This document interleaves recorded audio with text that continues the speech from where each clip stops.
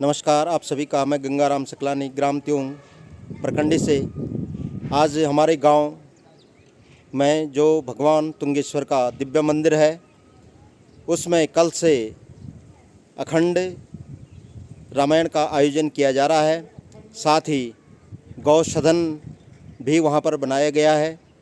तो मैं आपको लिए चल रहा हूं अपने गांव ग्राम त्योंग में, जहां दिव्य और भव्य अखंड रामायण का आयोजन किया जा रहा है।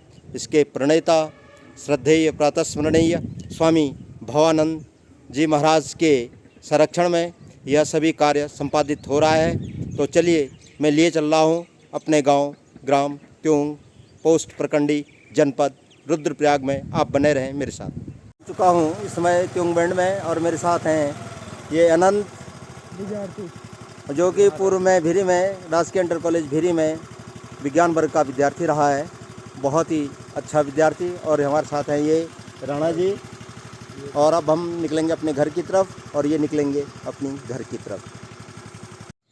ये मैं त्योंग बैंड पे पहुंच चुका हूं। ये त्योंग बैंड पर जिला पंचायत सदस्य श्रीमती रीना विष्ट के द्वारा यहाँ पर ये प्रतीक्षालय बना दिया जा रहा है।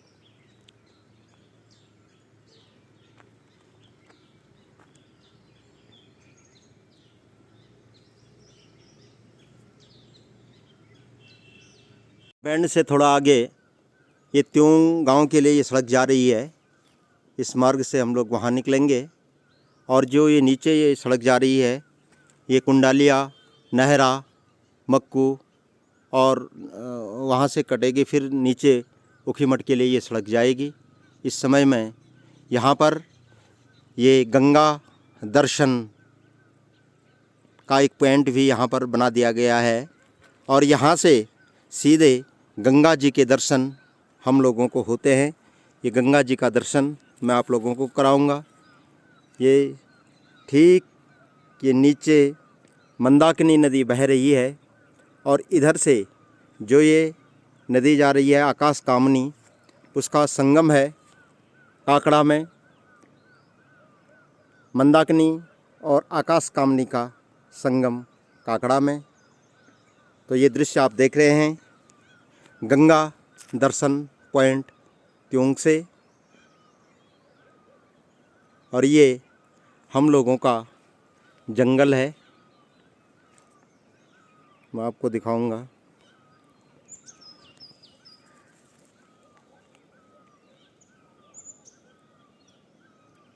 ये तो हम मूल्यबोण भी बोलदन। और ये पल हम सब लोग यो घास लाखड़ा एक वास्ते ये बोण में उनछा।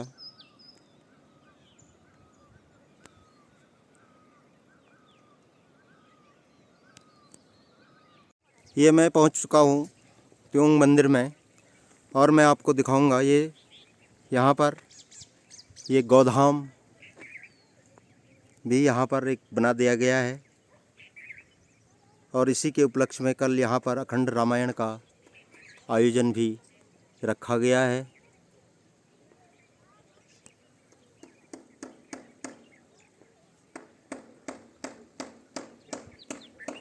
ये सड़क जाएगी मंदिर।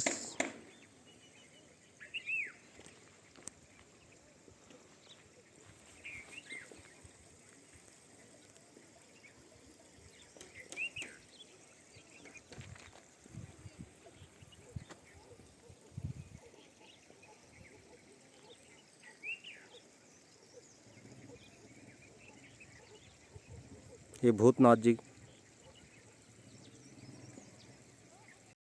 ये तुंगेश्वर महादेव का भव्य और दिव्य मंदिर।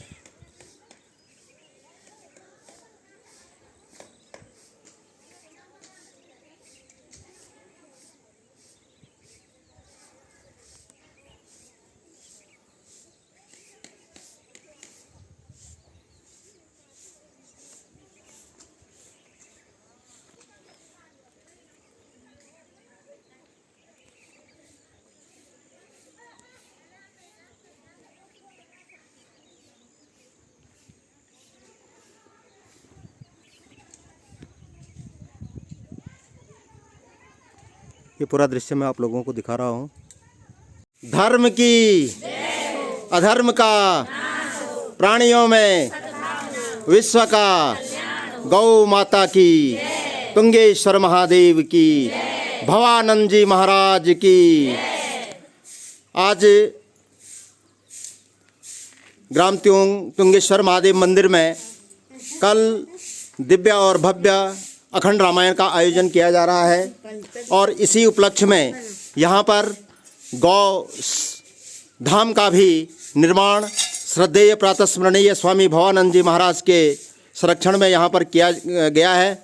और कल इसी उपलक्ष्य में यहाँ पर दिव्य और भव्य अखंड रामायण का आयोजन यहाँ पर रखा गया है। और यहाँ पर आप देख रहे हैं ये मातृशक्ति, कितना उत्साह, कितना जोश और प्रभु परमात्मा भगवान के प्रति कितना समर्पण का भाव इन लोगों का है। आज इस प्रांगण में मैं आपको दिखाऊंगा ये तुंगेश्वर महादेव का बहुत ही सुंदर मंदिर, जो इसके जो प्रणेता है श्रद्धेय भवानंद जी महाराज, जिनके संरक्षण में यह दिव्य कार्य यहाँ पर प्रारंभ हुआ और आज यह पूर्णता की ओर बढ़ रहा है। तो ये सभी मातृ शक्ति यहाँ पर कल के आयोजन के संबंध में ये मंदिर प्रांगण की सफाई करने हेतु ये चौंडा से, गरवाली से, नहरा से, त्यूंग से और ये सिरवा से, प्रकंडी से, भिंगी से, तनकिला से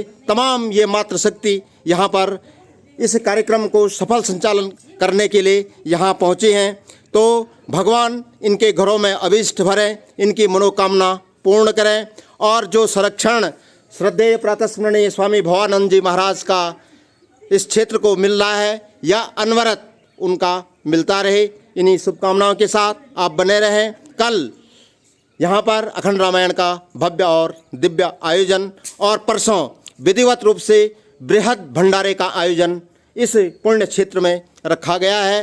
तो आप सभी मातृशक्ति का एक बार मैं गंगाराम सकलानी यूट्यूब चैनल से आपका बहुत बहुत हार्दिक अभिनंदन और स्वागत करता हूं। आप देख रहे हैं तमाम मातृशक्तियां यहाँ पर दिव्य परम पुनीत जो अखंड रामायण का आयोजन किया जाना है उसकी पूर्व संध्या में सभी ये मातृशक्ति यहाँ पर विधिवत रूप से अपना प्रतिभाग इस मंदिर को दे रहे हैं। देख रहे हैं सभी ये मातृशक्ति बहुत तन्मयता के साथ इस कल होने वाले आयोजन में अपनी अहम भूमिका इस मंदिर को दे रहे हैं। आप देख रहे हैं मैं आपको लिए चल रहा हूँ गौ सदन की तरफ और मेरे साथ हैं स्वामी भवानंद जी महाराज।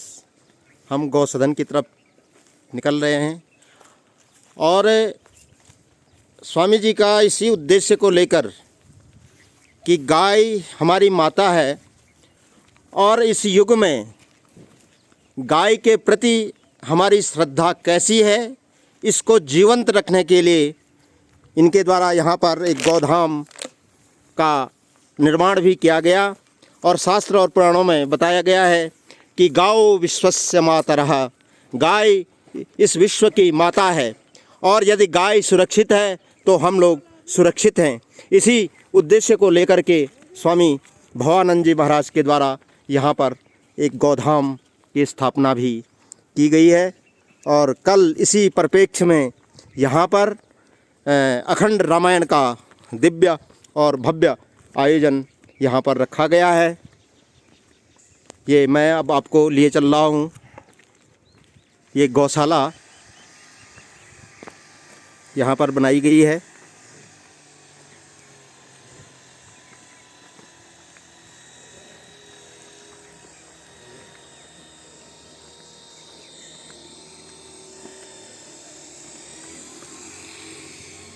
मैं पहुँच चुका हूँ, आप देख रहे हैं जहाँ पर लिखा है श्री हरि, स्वामी जरा श्री हरि। और ये ठीक सामने ये गाय भी यहाँ पर आ चुकी है।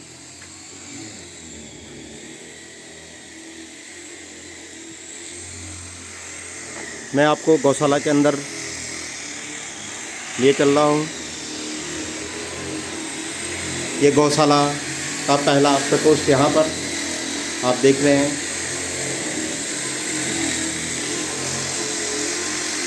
और यहाँ पर ये जो कक्ष है, ये गाय को चारा रखने के लिए ये कक्ष का निर्माण यहाँ पर किया गया है।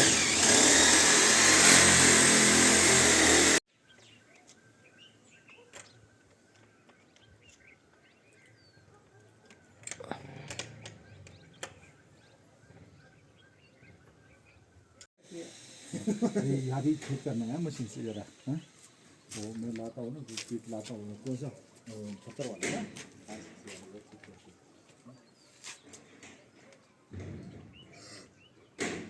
ये ठीक है नहीं?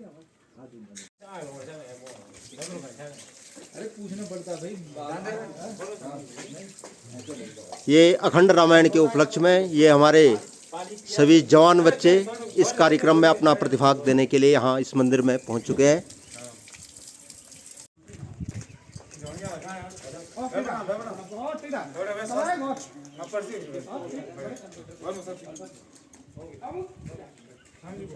एक बार पुनः मैं मंदिर का पूरा दृश्य आप लोगों को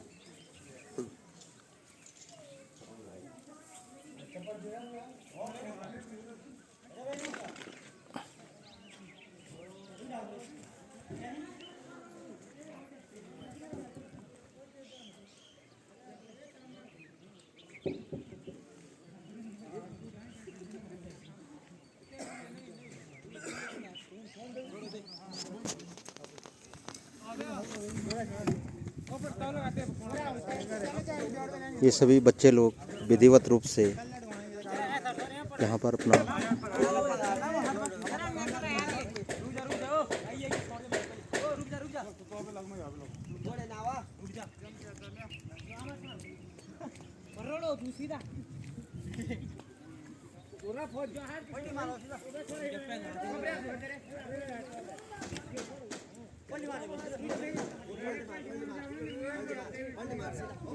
जी नमो नारायण। तो कल यहाँ पर अखंड कीर्तन का रामायण का आयोजन रखा गया है और उसका मेन उद्देश्य यहाँ पर आपके द्वारा गोधाम का निर्माण किया गया है।